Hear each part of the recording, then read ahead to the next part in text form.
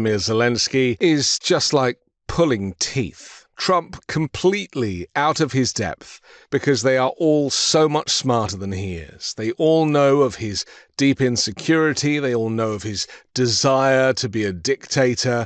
And so they're having to play this game of congratulating him and loving on him. And the whole thing is just a political theater to one end, which is to end the war in Ukraine, instigated by Russia. But they know that Trump is more of a fan of Vladimir Putin than he is of Volodymyr Zelensky, and so they're having to manipulate him slowly. It's like trying to walk through treacle, seeing world leaders have to leave their brains in the foyer as they deal with Donald Trump.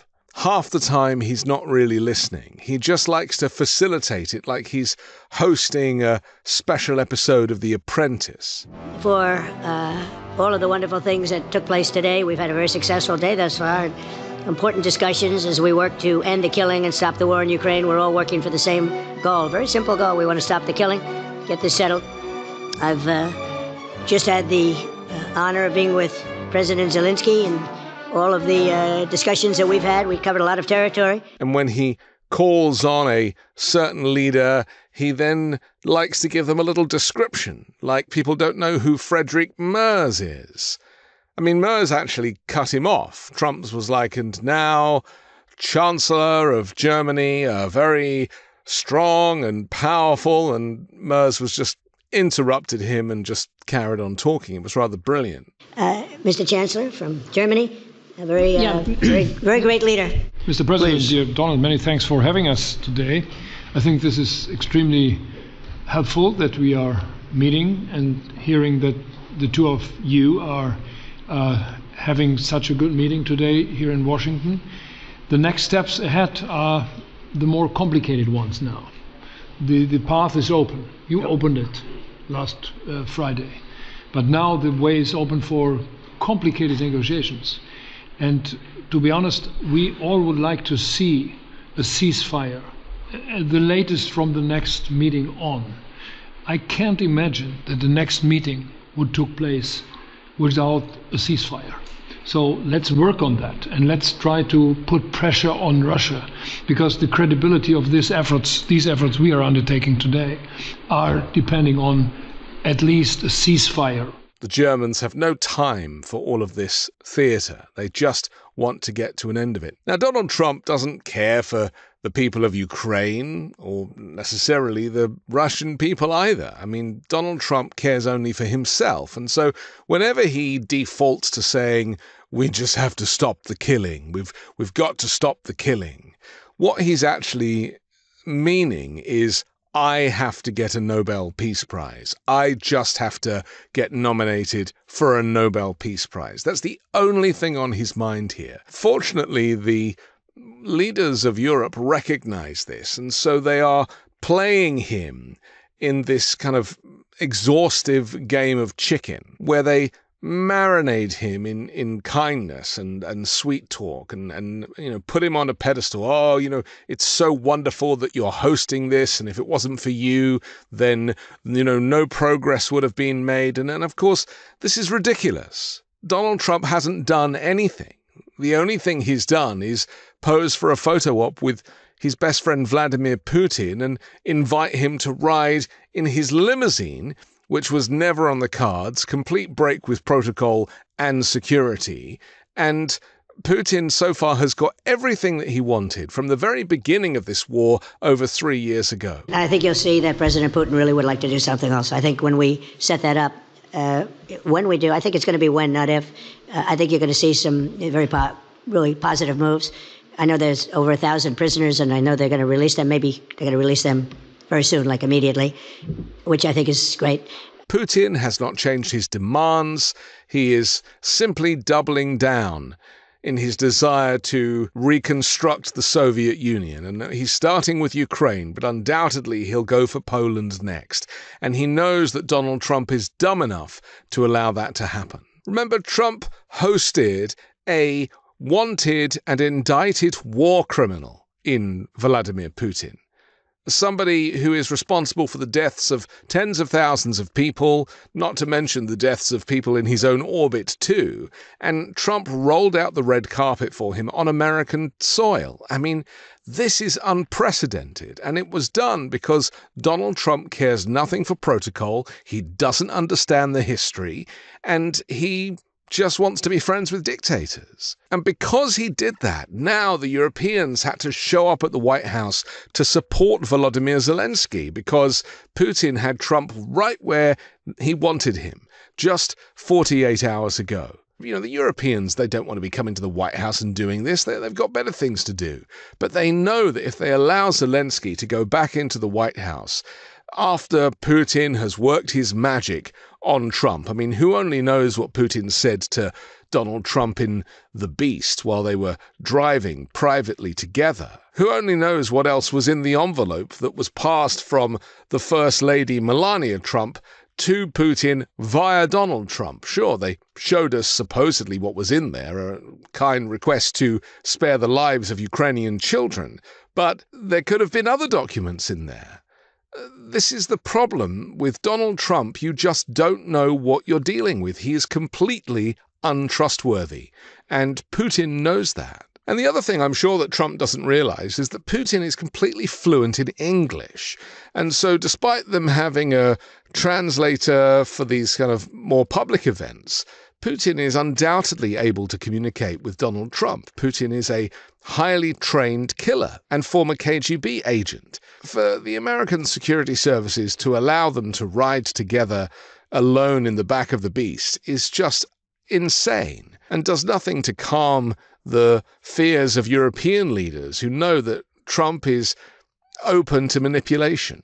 Now they have to have this second meeting with Zelensky. I mean, they could have had a first meeting with Zelensky and Putin, but, you know, that was not the case because Trump didn't want to be upstaged by Volodymyr Zelensky. So Trump just meets with Putin, and now the European leaders have to jump into this meeting, which was not, I mean, Trump didn't invite all the European leaders to the White House. They came to protect the sovereignty of Ukraine. And after the debacle last time, when Zelensky basically got ambushed by the vice president and then the president in the Oval Office, they were there knowing that that could not happen again. So they came to lend their support. But from what we've seen from the coverage of this meeting around a table, nothing of substance was really agreed. Donald Trump ruled out a ceasefire in Ukraine, started saying, well, I've just solved 6 wars and we didn't need a ceasefire for any of those. I mean, none of that is true, of course, but that's Donald Trump yet again trying to get himself a Nobel Peace Prize. The 6 or so wars that we stopped, we haven't had a ceasefire. And so I don't know that it's necessary. You can do it through the war. But it would be, I like the ceasefire from another standpoint. You immediately stop the killing. And so even the European leaders had to be very clear to point out to Donald Trump that Russia is the aggressor and that Ukraine is the victim here. And Trump is still not using that language. Trump is still talking in riddles. He still clearly has an allegiance to Vladimir Putin and still is in this place where there'll be some concessions. You know, maybe Ukraine will get some of what they want, but Russia will also get what they want. And that's not how to do diplomacy. That is not what's going on here. A country was invaded, and the aggressor simply has to stop. And the fact that you have said, I'm willing to participate in the security guarantees is a big step. It's really a breakthrough, and it makes all the difference. So also thank you for that. But some of the European leaders fortunately refused to accept defeat on the ceasefire issue, saying that, you know, the lack of a ceasefire allows Putin more time to wage his war of aggression. And it was Friedrich Merz, the Chancellor of Germany, who insisted we would all like to see a ceasefire, and he could not imagine the next meeting taking place without one. Macron, the French president, also backed the idea of a truce as a necessity, saying we all support this idea. Unfortunately for Ukraine, Trump also said out loud, we also need to discuss the possible exchanges of territory. We also need to discuss the possible exchanges of territory, taking into consideration the current line of contact. That means the war zone, the war lines that are pretty obvious, very sad, actually, to look at them. And negotiating positions. President Putin, also, you have President of Ukraine, who is you just met a little while ago, and we're going to try and get a three-party meeting, maybe as soon as we can. And I have a feeling you and President Putin are going to work something out. Ultimately, this is a decision that can only be made by President Zelensky and by the people of Ukraine working also together in agreement with President Putin. And I just think that's very good things are going to come of it. So I hope we have a good meeting. And if we can have a good meeting, I'll set up a meeting with President Putin. That's what Putin wants. That's what Putin has told him to say. And he also claimed that Putin had accepted that there would be security guarantees for Ukraine as part of a peace deal, and that the US would help guarantee Ukraine's safety. But that is provided you trust Putin. Putin is completely untrustworthy when it comes to him sticking to any kind of agreement. Meanwhile, as the meeting concludes, Russian strategic bombers were taking off for another attack on Ukraine, according to Ukrainians' Air Force. Putin knows what he's doing. He wants to take all of Ukraine. He's not interested in conditions. He's not interested in a ceasefire. He has played Donald Trump. He got everything that he wanted out of the Alaska meeting.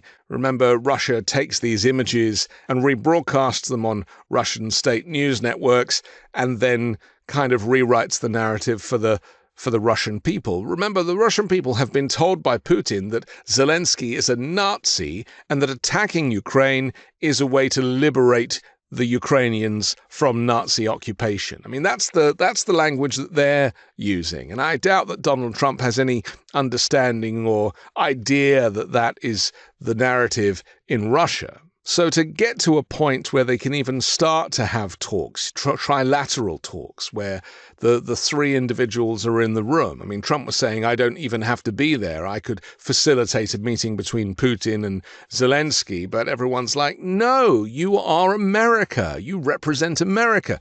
You have to take the lead in this moment. And it really exposed to me that the US is not the powerful nation that it once was. Under Donald Trump, it is a kind of bystander who seeks to benefit financially through deals that it can do. And, all of these supposed wars that Trump has ended have all been business deals, basically. So Ursula von der Leyen, representing the European Union, posted, "We are here as allies and friends for peace in Ukraine and Europe." She said this is an important moment as we continue to work on strong security guarantees for Ukraine and a lasting and durable peace. And of course, Trump's in the middle, not quite standing as close to Zelensky as he probably should have done. Zelensky's turned slightly away from Trump. Kind of weird positioning of these leaders.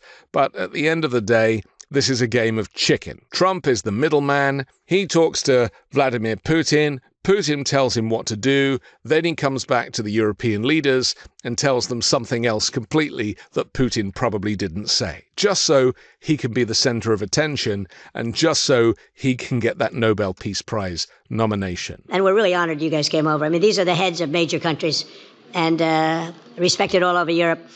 And they speak for, largely, I think I should say, but pretty much for the other countries of Europe.